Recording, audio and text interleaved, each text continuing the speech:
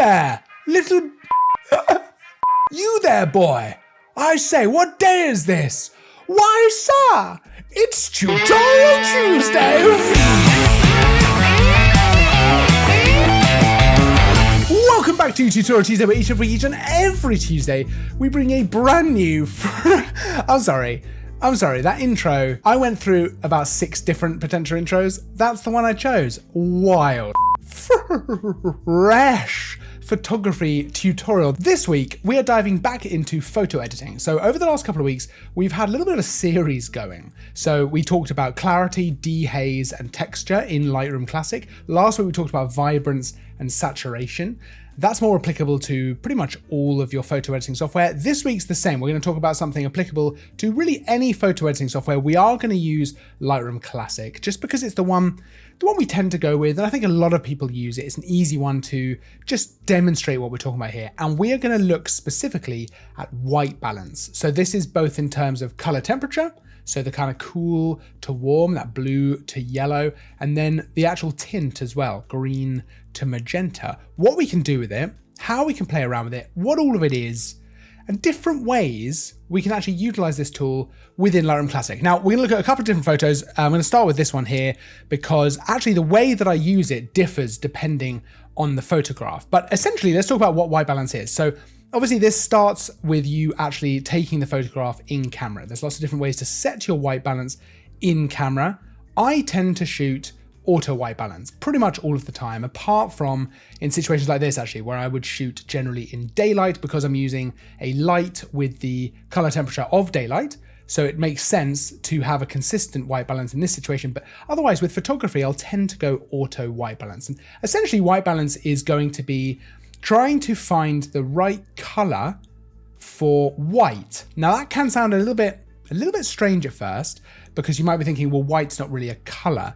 But the truth is, it just has no hue. It lacks any hue, but we can still really affect basically how warm, how cool, and then how green or magenta the white in a photo is. We're trying to set that white point when it comes to color. And this is really important because it's going to affect the entire photo, right? White is a really important color within any photo. And by setting that level, we are affecting a massive amount of the way the photo looks. So if we look at this photo here, for example, I can see over on the right, I've got my color temperature, right? So I've got color temperature and I've got my tint. This is the white balance control. Now, another important thing to mention is I will always shoot in RAW.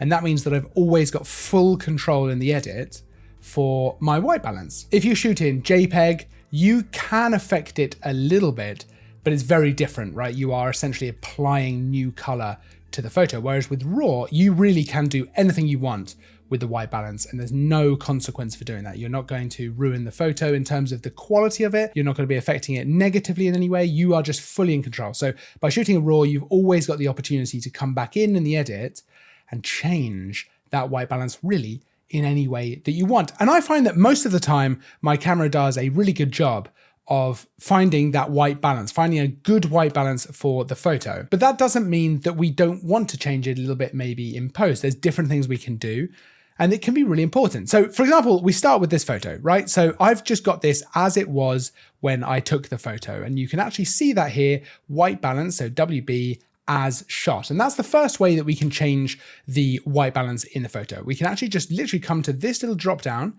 click that, and we've got a few different options for the white balance. So you can see the white balance here is blue to yellow or cool to warm, and then green to magenta. If we click this drop down, we can click on all kinds of different things here. Let's click auto, and you can see that's just changed it a little bit. So it's a slightly different auto from the auto that I used in camera.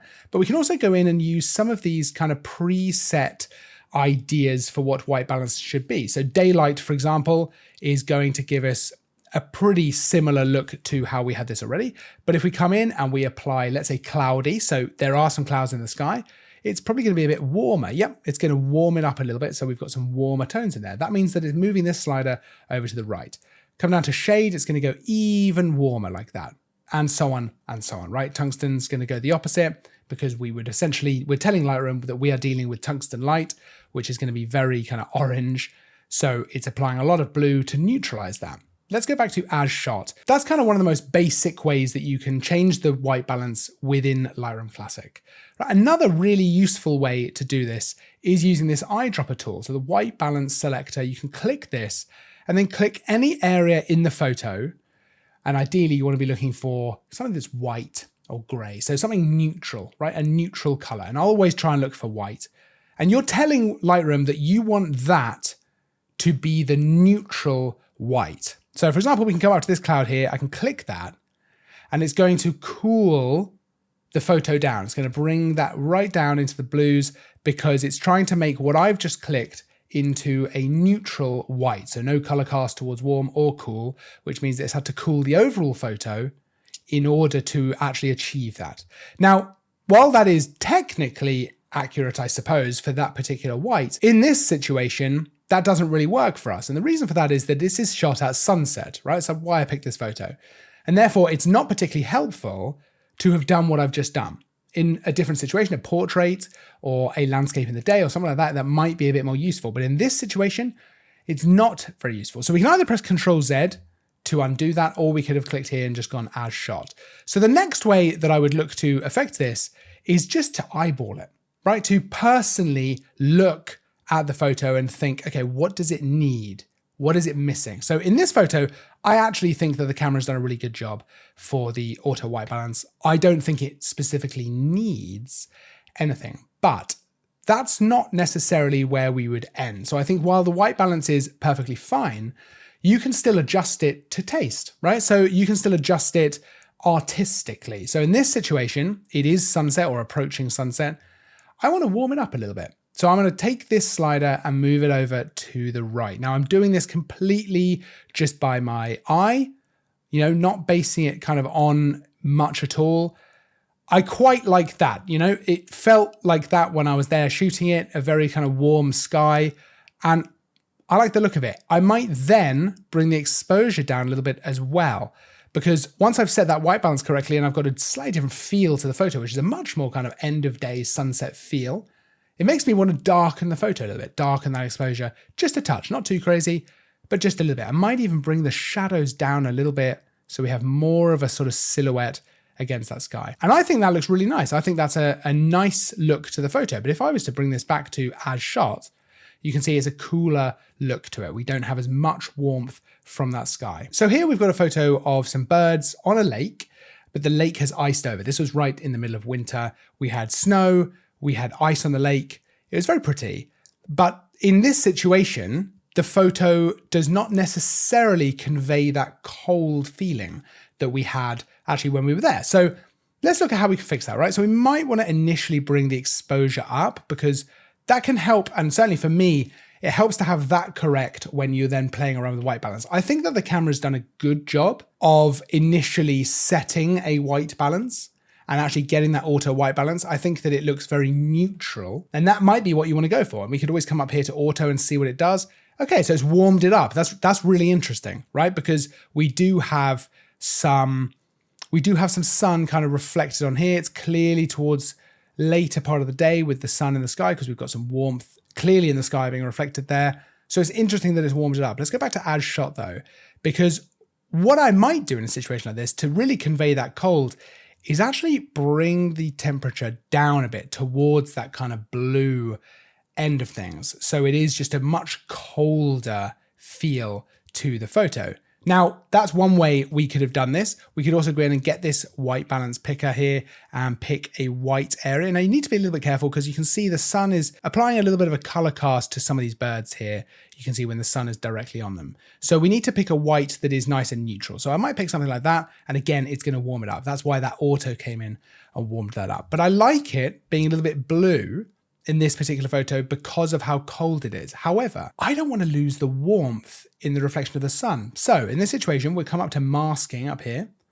I'm going to go radial gradient. I'm going to draw in a nice big radial gradient here, something like this, right? Over where that sun was reflecting in the water. And I'm just going to apply some warmer color temperature to that area. I might even apply a little bit of magenta as well. Let's really warm that up a bit. And we could make it a little bit bigger if we want to, something like that. And if I turn this off and then back on, we've now got this kind of cool tone to the rest of the image where it's a bit more in shade. And we've got this warmer tone here where the sun was reflecting actually on the ice. And I actually think that looks really nice. So if we look at the before, this is unedited. This is the photo. And then here we are. Essentially, we've certainly applied some brightness to it by upping that exposure, but we're really masking in where we want this white balance to be affected. And then, I might come in and do something like up the vibrance a little bit so we get a little bit more of those blue tones in the shade and then a little bit more of those warmer tones in the light. But I like playing around with white balance in this way, where applying slightly different white balances to different areas. It can be really effective and actually give you a really interesting artistic kind of style to your photo. It's important to remember that there's no correct answer. There is going to be a technically correct white balance for your photo, where the white is the most neutral it can be, but that doesn't mean that that's what the photo should look like. You're going to be able to get there through various technical means, for example, using the white balance picker, the eyedropper, or by using the drop-down menu, or by eyeballing it like that, but it'll often result in a slightly more neutral looking photo. And that's not always what you want. It's your photo, it's your art, it's whatever you want it to be. And as long as you're being deliberate with your choice and the way you're approaching it, there's nothing wrong with that at all. Sometimes that means accentuating the warmth of a sunset. Sometimes that means accentuating the blue on a very cold day. You probably want to be a little bit subtle with it. It's kind of one of those less is more situations, and you can always come back and increase it a little bit, play around with it. But you've got 3 options for finding that kind of technically accurate spot with your white balance. And then you can play around. Now, I hope you found that helpful. We are going to look at some more tools within Lightroom, but I'm always keen for your suggestions as well. We've had some great ones over the last few weeks. So let me know your thoughts down in the comments for what you'd like to see in a future Tutorial Tuesday. There's a list of all the kit we use for all these different photos in this video and all this kind of stuff down in the description, so you can go and check that out for yourself.